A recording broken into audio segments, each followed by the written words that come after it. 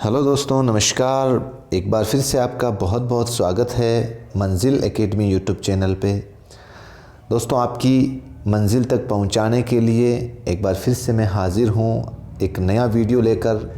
जैसा कि आपको मैं पहले भी बता चुका हूं, मंजिल एकेडमी यूट्यूब चैनल आपको रीट 2020 की वैकेंसी की तैयारी के लिए बिल्कुल शून्य से शुरुआत कर रहा है।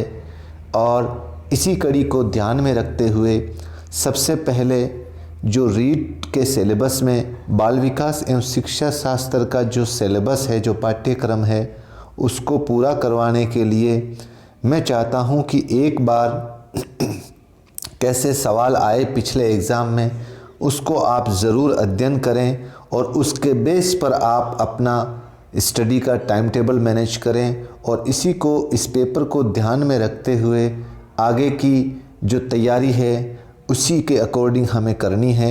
तो मैं आपके सामने लेकर आया हूँ रीट भर्ती जो 2017-18 के अंदर जो पेपर हुआ था, उसमें बाल विकास एवं शिक्षा शास्त्र के जो 30 प्रश्न हैं मैं आपके सामने लेकर आया हूँ। एक बार आप इनको ज़रूर देखें। इसमें पहला प्रश्न है, व्यक्तिगत विभिन्नता का सम्मान करते वक्त एक शिक्षक से क्या आशा नहीं की जा सकती। 4 ऑप्शन हैं। योग्यतानुसार समूह में विभक्त करना, पाठ्यचर्या को समायोजित करना, बच्चों को स्वास्थ्य के लिए छोड़ देना और शिक्षण विधियों को समायोजित करना। इसी तरीके से दूसरा प्रश्न है,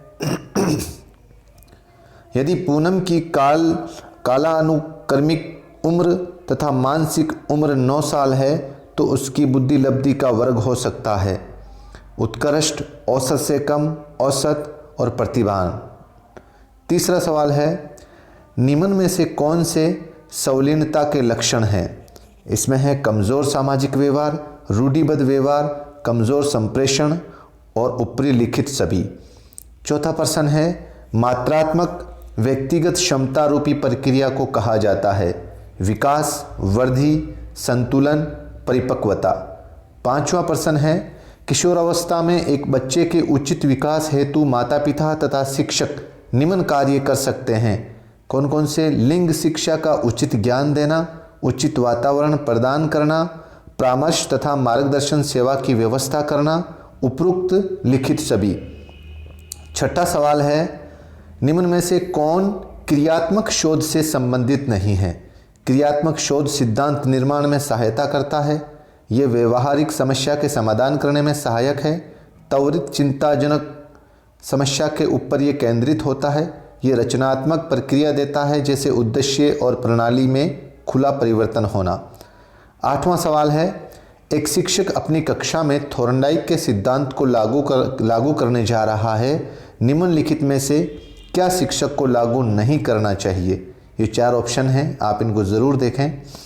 आठवां सवाल है, बाल्यावस्था के दौरान अपने तथा दूसरों के नज़रिए में फ़र्क करने में अयोग्यता को दर्शाता है। इसके 4 ऑप्शन आपके सामने हैं, आप वीडियो को पुश करके रोक करके देख सकते हैं। 9वां सवाल है, जब कोई बार बार अपनी कमज़ोरियों से निकलने में असफल होता है और कुछ प्रवीणता हासिल करता है या साधारणतः अधीनता या अपकर्ष को ज़्यादा बल देने लगता है, ऊपरी लिखित तथ्य को किसने हीन भावना कहा। ये परिभाषा पूछी है, 4 मनोवैज्ञानिक आपके सामने दिए हुए हैं। 10वां सवाल है, अत्यंत निपुणतापूर्ण अधिगम पद्धति जिस पर बांडुरा तथा वोल्टर ने बल दिया हुआ है। 4 ऑप्शन। 11वां सवाल है, शिक्षा के अधिकार अधिनियम के अंतर्गत निम्न में से क्या शिक्षक के कार्य नहीं माने गए हैं। 4 ऑप्शन हैं आपके सामने। 12वां सवाल है, फ्रॉयड की अनुशंसित व्यक्तित्व की बनावट के अनुसार निम्न में से कौन मूलभूत तीव्र इच्छा के उठने के साथ ही तुरंत तथा अनैच्छिक रूप से संतुष्ट करता है। 4 ऑप्शन हैं।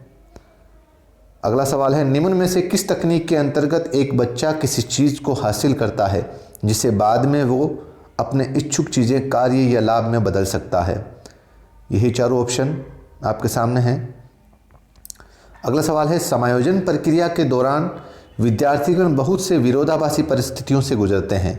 उदाहरण स्वरूप, एक विद्यार्थी शिक्षक के सामने अपनी गलती को स्वीकार करना चाहता है पर इसके साथ ही वे शिक्षक द्वारा दंडित होने से भी डर रहा है।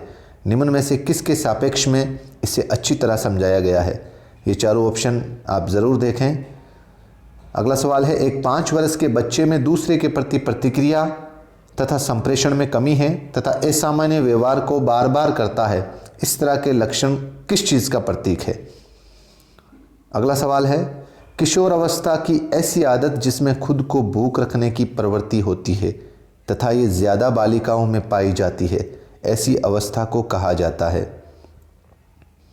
अगला सवाल है, निम्न में से कौन सा शब्द दूरदर्शिता के लिए दिया गया है? 18वां सवाल, सीखने का व्यवहारिक सिद्धांत द्वारा दिया गया है। 19वां सवाल है, निम्न में से कौन सी संस्था प्रशिक्षण नियमावली तथा कार्यक्रमों का विकलांगता पुनर्वास के क्षेत्र में भारत में क्रियान्वयन करता है? 20वां सवाल है, एक विशेष स्तर पर बच्चे मौलिक तर्क का इस्तेमाल करना शुरू कर देते हैं तथा सभी प्रकार के प्रश्नों का जवाब जानना चाहते हैं। पियाजे ने इसे अंतर्ज्ञान कहा है। पियाजे के अनुसार निम्न में से कौन से चरण का ये अर्थ है? चारों ऑप्शन हैं। 21वां सवाल, ज़्यादातर बच्चे प्रथम सार्थक शब्द इस उम्र में बोलते हैं। अगला सवाल है, बहुबुद्धि सिद्धांत के जनक कौन हैं? चारों ऑप्शन हैं। अगला सवाल है, निम्न में से किसने सामाजिक रचनावाद दर्शन पर अत्यधिक बल दिया है? अगला सवाल है, निम्न में से कौन सी दृष्टिबाधित विद्यार्थियों के लिए उपयोग की जाने वाली सहायक सामग्री नहीं है? 25वां सवाल है, श्रवण में विकृति की माप की जाती है। 26वां सवाल है, निम्नलिखित में से सूक्ष्म चलन कौशल का उदाहरण है। 27वां सवाल, स्कीमा का मतलब है।